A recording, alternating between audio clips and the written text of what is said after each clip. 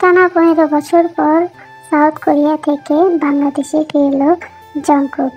বাংলাদেশে ফিরেই তার যেন অশান্তি আরও বেড়ে গেল। কোথায় ভেবেছিল ঢাকার মডার্ন সোসাইটির বিভিন্ন জায়গায় ঘুরে বেড়াবে, নতুন নতুন কত অ্যামিউজমেন্ট পার্ক হয়েছে ঢাকা শহরের বুকে। শুধু ঢাকাতেই নয়, সিলেট, চট্টগ্রাম আরও বিভিন্ন জায়গা ঘুরে দেখার ইচ্ছে ছিল। ভেবেছিল বড় বড় লাক্সারি হোটেলে বুকিং করে ঘুরবে সারা বাংলাদেশে। কিন্তু সব কিছুতে জল ঢেলে দিল তার মা জিন।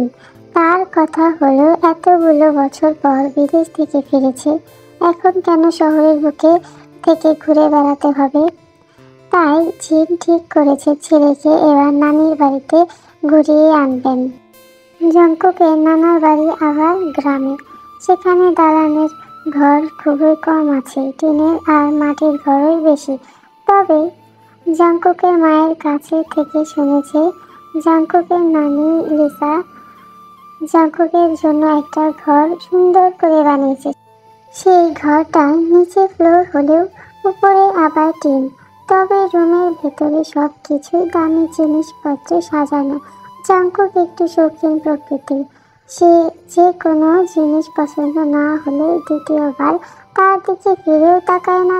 জংকুকের নানি জংকুকের মনের মতো করে ঘরটা সাজিয়েছে। জংকুকের নানিরা গরিব না, কিন্তু পুরনো স্মৃতি জড়িয়ে রেখেছে বলেই শহরের আবহাওয়া এখনো তাদের গায়ে লাগেনি। তাই তো এখনো মাটির ঘর বা টিনের ঘরেই শান্তি অনুভব করে। জংকুকদের ঢাকা বাড়িটি ডুপ্লেক্স বাড়ি, একদম জংকুকের মনের মতো করে তৈরি করা হয়েছে। সারা বাড়িতে এসি। জংকুক আবার অতিরিক্ত গরম সহ্য করতে পারে না। আধুনিক ইলেকট্রিসিটিতে সারা বাড়ি সেজে আছে।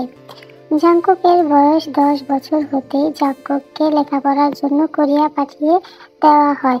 জংকুকের সাথে পাঠানো হয়েছিল জংকুকের বাবার পার্সোনাল সেক্রেটারিকে, জংকুকের দেখাশোনা আর খেয়াল রাখার জন্য। বড় গাড়ি করে গ্রামের মধ্যে প্রবেশ করতেই জংকুকের মুখে চিন্তা ছাপ ফুটে উঠল। চারিদিকে কেমন গাছপালায় ভর্তি, টিনের ঘর, পুকুরের পানি। জংকুক একটু রাগ করেই বলল, ওহ ড্যাড, এত নোংরা পরিবেশ আমি কি করে থাকবো। জংকুকের বাবা জংকুকের দিকে তাকিয়ে বলল, আহ জংকুক, আমরা তোমাকে একা পাঠাইনি, তোমার সাথে আমরাও এসেছি। আমরা থাকতে পারলে তুমি কেন থাকতে পারবা না? আর তুমি ভুলে যাবে না যে তোমার বিজনেসম্যান ড্যাড এই গ্রামেরই ছেলে, এই গ্রামেই বড় হয়েছে। জংকুক এক রাশ বিরক্তি নিয়ে বলল, আমি জানতে চাই না, কোনো ইচ্ছে নেই আমার। তবে শুনে রাখো, আমি এখানে 7 দিনের বেশি একদিনও থাকবো না। আমি কখন এইসব পরিবেশে থেকেছি? উফ, জানি না কি পরিমাণ গরম পড়বে এখানে। জংকুকের মা বলল, দেখেছো, এজন্যই বলেছিলাম ছেলেকে বিদেশের মাটিতে পাঠিও না। কিন্তু তুমি তো আমার কোনো কথাই শোনোনি। বড় বড় ডিগ্রি পাওয়ার জন্য পাঠিয়ে দিলে ছেলেটাকে বিদেশে। এখন তোমার ছেলে বাংলাদেশের ছেলে হয়েও গ্রামে থাকতে ঘৃণা করছে। তুমি থামো তো, আমার ছেলে সব জায়গাতেই পারফেক্ট। আমি জানি ও নানির বাড়িতে একটা সুন্দর মুহূর্ত কাটাবে। এবার বাপ ছেলে মিলে একটা রেকর্ড করেই তারপরেই আমরা শহরে ফিরব। কি বলো জংকুক? জংকুক এর মুখে ফিসফিস করে উচ্চারিত হলো, উফ, ভিলেজ মাই ফুট। এক সময় গাড়ি এসে থামলো একটা চিকন বাঁকা পাথরের রাস্তার সামনে। জংকুকদের ড্রাইভার বলল, এই রাস্তা দিয়ে আর ভেতরে যাওয়া যাবে না স্যার। জংকুক একটু বিরক্ত হলো। সে রেগে গিয়ে বলল, হোয়াট, এখন হেঁটে হেঁটে যাব? অসম্ভব, আমি এক কদমও হাঁটতে পারবো না ড্যাড। জংকুক, বেশি কথা বলো না বাবা। হ্যাঁ, এখন হেঁটে হেঁটেই যেতে হবে। আর তোমার নানুর ঘর আর খুব বেশি দূরেই নেই, 5 মিনিট হাঁটলেই আমরা পৌঁছে যাব। জংকুকের মাথায় যেন আকাশ ভেঙে পড়ল, কিন্তু এখন কিছু করার নেই। গাড়ি থেকে নামতেই জংকুকের অস্বস্তি হতে শুরু করলো। অসম্ভব গরম লাগছে, এভাবে হাঁটা যায় না ড্যাড।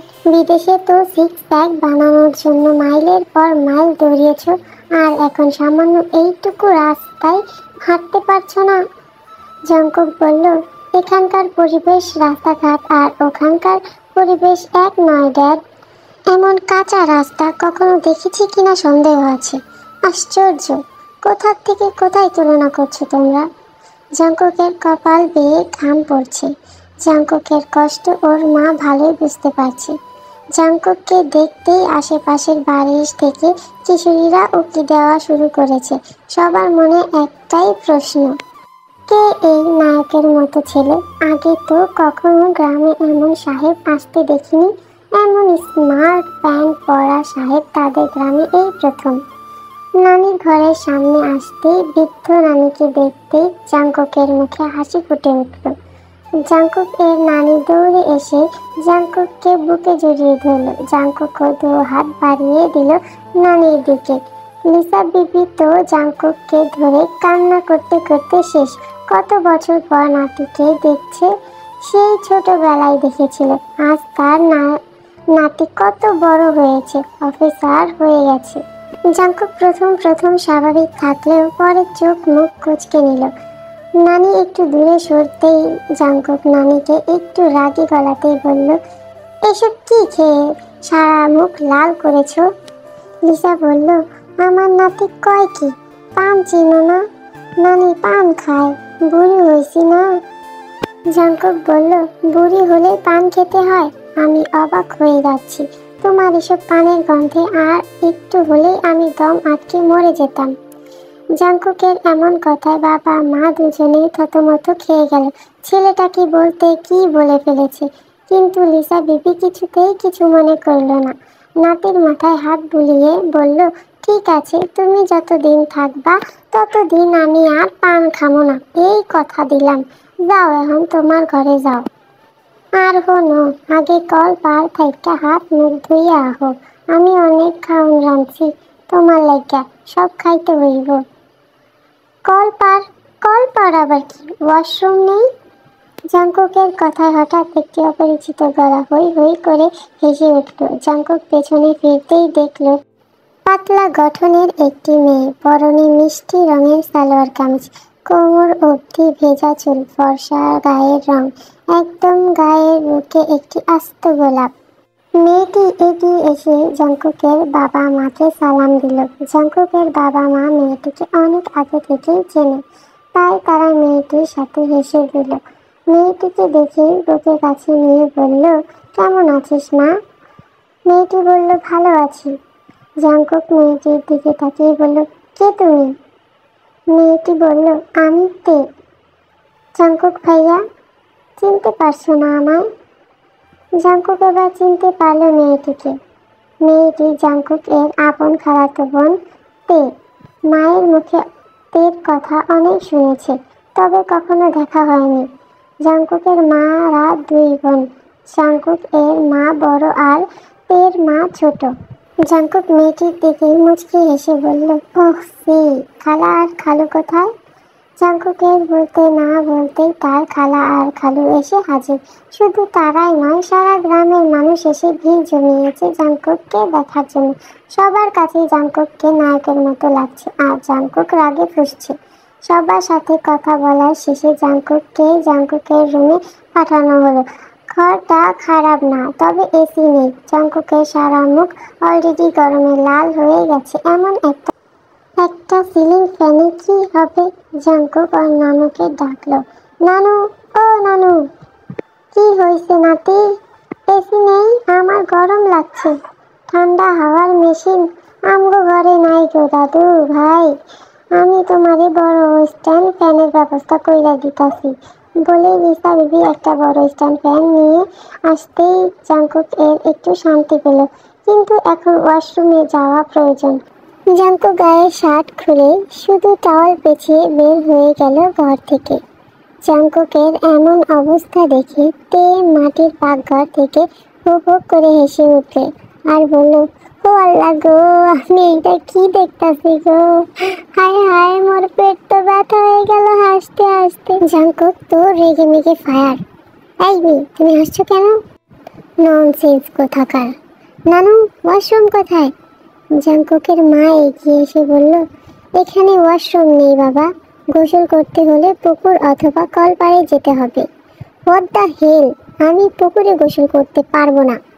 পুকুরে পানি প্রচুর ময়লা, আমি তো এক সপ্তাহে কালো হয়ে যাব। জাংকুকের মা থেকে গিয়ে বলল, তে মা, তোর ভাইয়াকে একটু কলপারে নিয়ে যা তো, আমি মায়ের সাথে একটু হাতে হাতে কাজ করি। আচ্ছা ঠিক আছে খালামণি। তে জাংকুকের সামনে হাঁটা ধরল।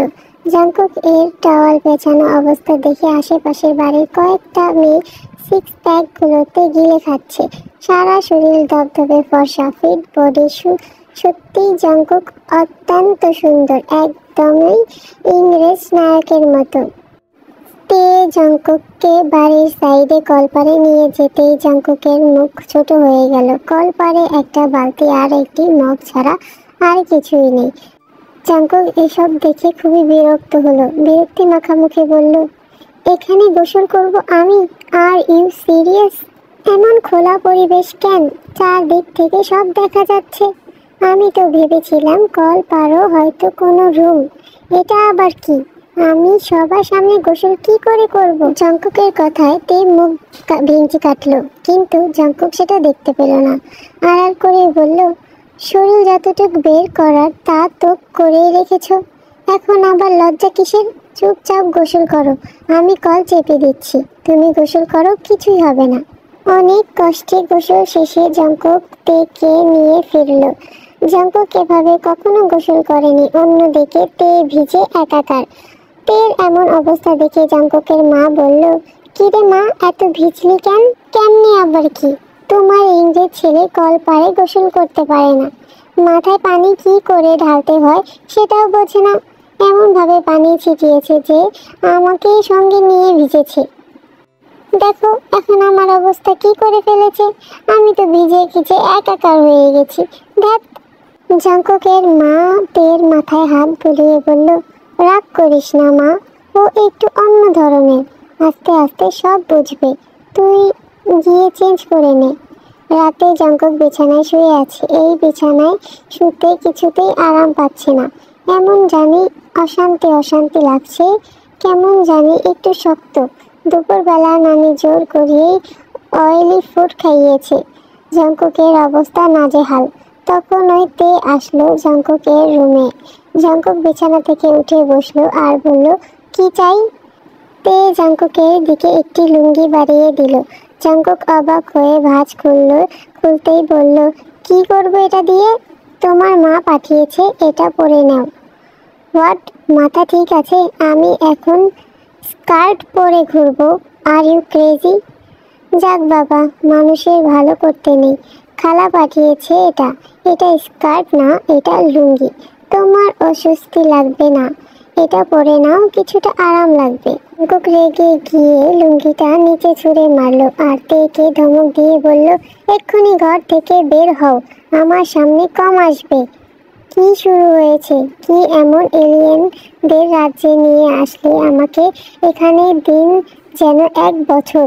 আমি তো একটা দিন এখানে পার করেই পাগল হয়ে যাচ্ছি। Please God help me, I am just enough.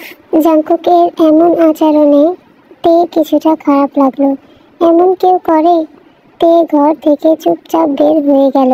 Jungkook পেছন ফিরে দেখলো তে আর নেই। জাংকুকের এবার একটু শোচনীয় ভাব হলো।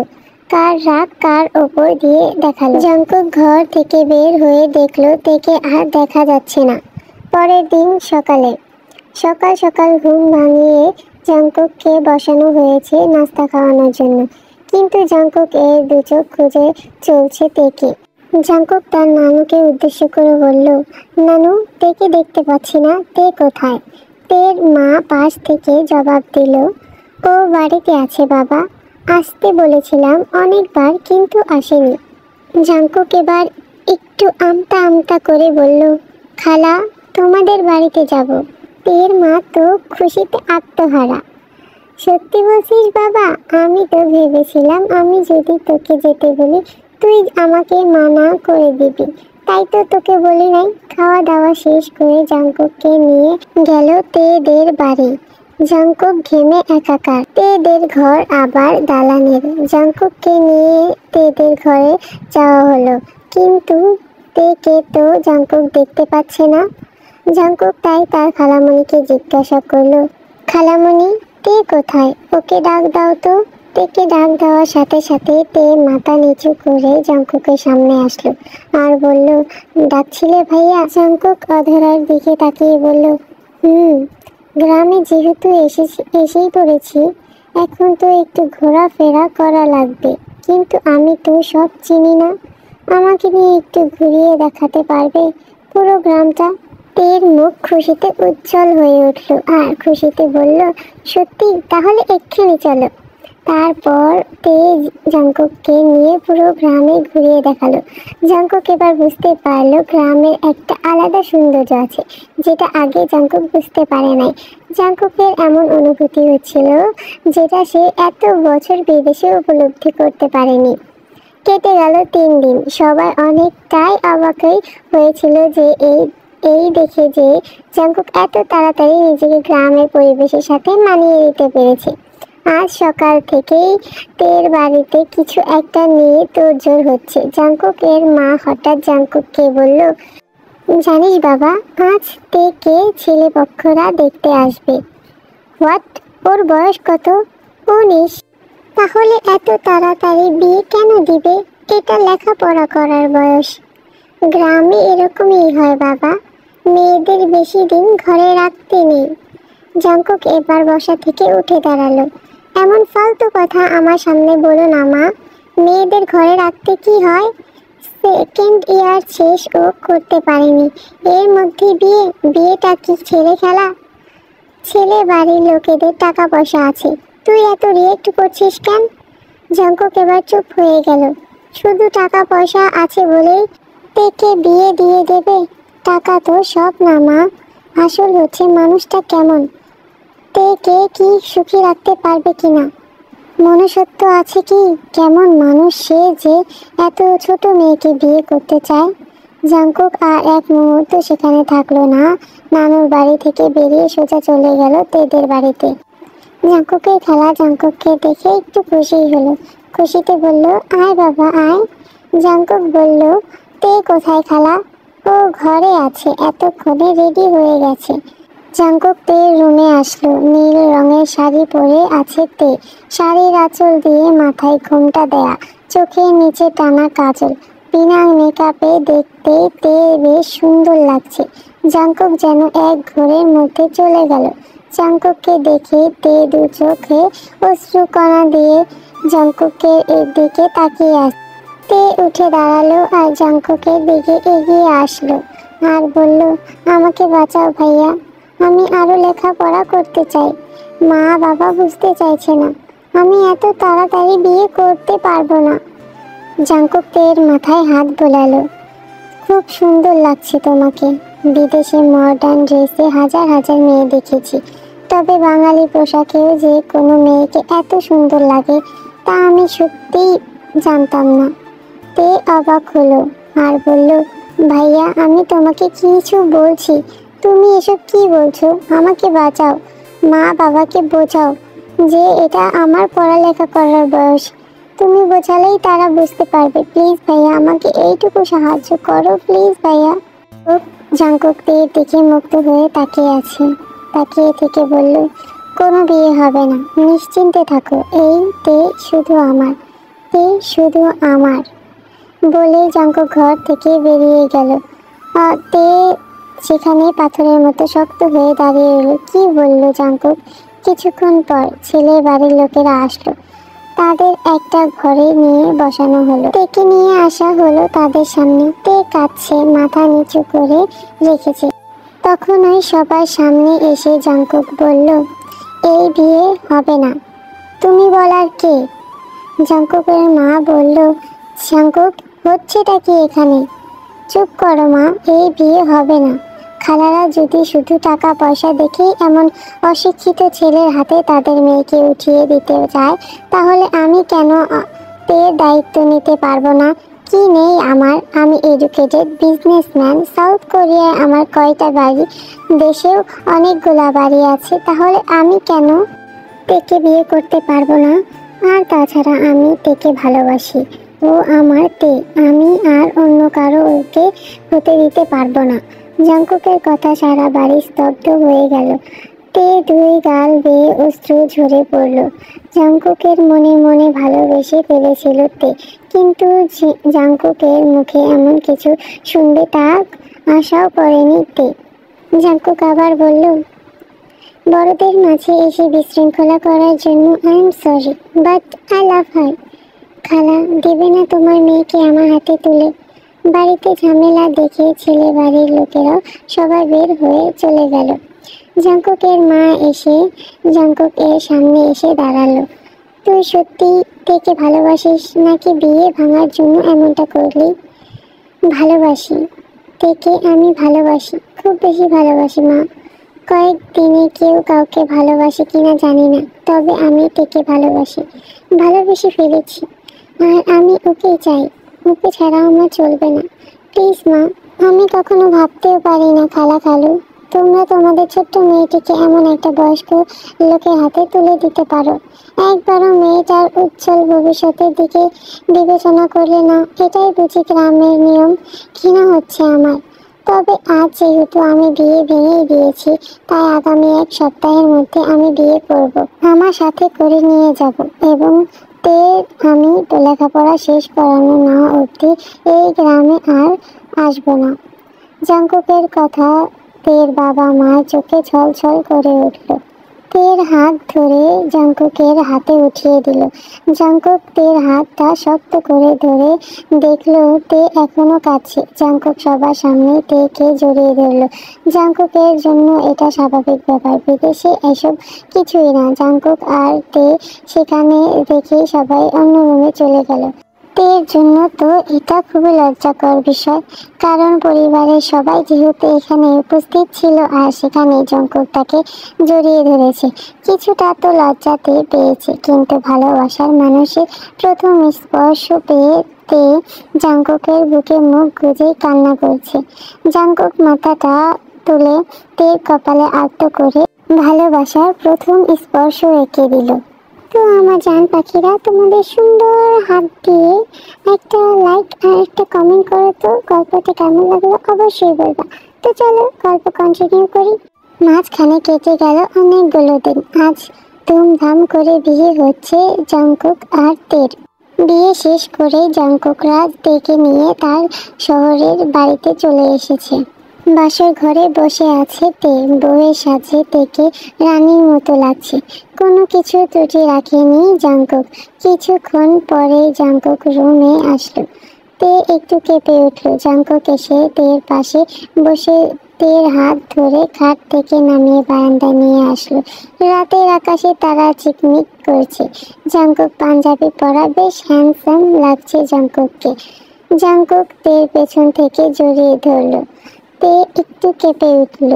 তোমাকে খুব তাড়াতাড়ি কলেজে ভর্তি করব, 2 দিন যেতে দাও, শহরের সবচেয়ে বড় কলেজে ভর্তি করাবো তোমায়। জাংকুক তে ডান কাঁধে মাথা ঠেকিয়ে বলল, তুমি জাংকুক এর তে, তোমাকে অনেক বড় হতে হবে, অনেক শিক্ষিত হতে হবে। জাংকুকের ওয়াইফ যেন জাংকুকের মতোই কোনো অংশে কোনো দিক দিয়ে কম না হয়। তে একটু মুচকি হেসে বলল, আমি চেষ্টা করব একদম আপনার মনের মতো হওয়ার। জাংকুক তের কাঁধ থেকে মাথা উঠিয়ে তের গালে আর গলায় চুমু খেতে লাগলো। তে কেঁপে উঠল। জাংকুক তের কানের কাছে মুখ নিয়ে ফিসফিসিয়ে বলল, এত কাঁপাকাঁপি করছো কেন? আমি তো এখনো কিছুই করি নাই। এত কাঁপাকাঁপি করলে কি আর হবে?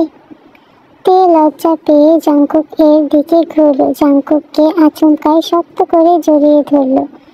জাংকুক তের কানের কাছে নিয়ে বলল, ভালোবাসি, ভালোবাসি, খুব ভালোবাসি তোমায়, খুব ভালোবাসি আমার প্রিয়তম। তুমি শুধু আমার, তুমি এই জাংকুকের তে, তুমি শুধু আমার তে।